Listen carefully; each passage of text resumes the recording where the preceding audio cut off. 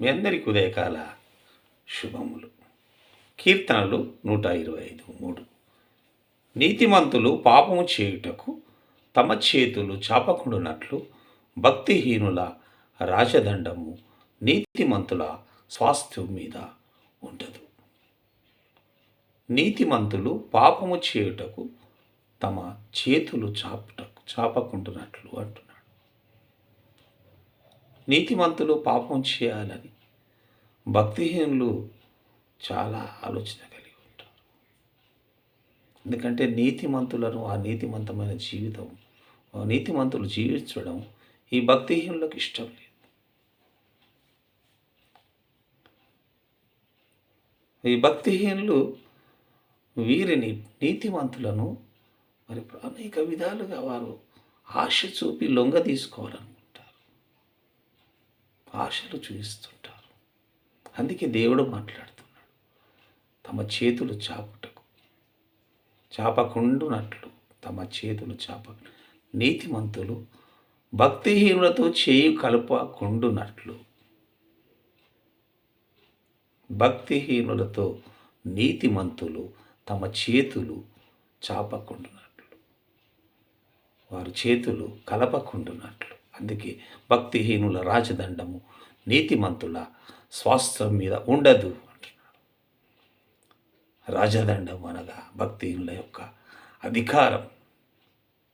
అధికారం కలిగి ఉంటారు, కానీ భక్తి ఉండదు. అధికారం ఉంది కానీ దేవుడు అంటే భయం ఉండదు, భక్తి ఉండదు.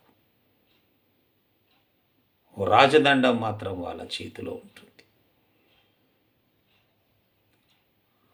మరి ఆ రాజదండాన్ని బట్టి వాళ్ళు గర్వపడుతూ నీతిమంతులను ఏదో చేయాలి అని అనుకుంటారు, బెదిరిస్తుంటారు, భయపెడుతుంటారు.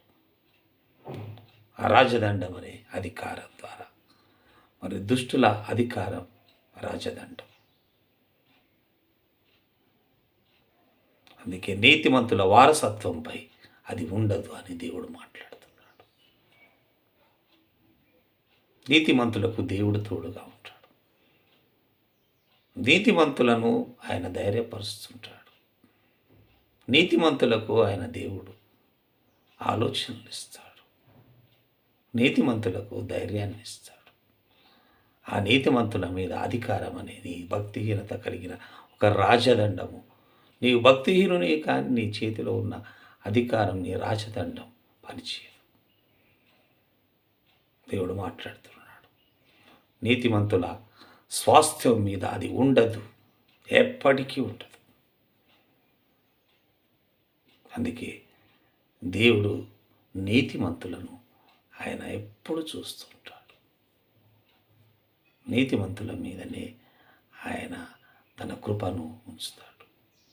నీతిమంతులకు ఆయన ధైర్యాన్ని ఇస్తాడు, శక్తిని ఇస్తాడు. భక్తిహీనుల రాజదండాన్ని వారిపై ఉండకుండా చేస్తాడు. నీతిమంతులను కాపాడేది దేవుడే, రక్షించేది దేవుడే. భక్తిహీనుల యొక్క అధికారం, రాజదండము వారి మీద ఉండదు.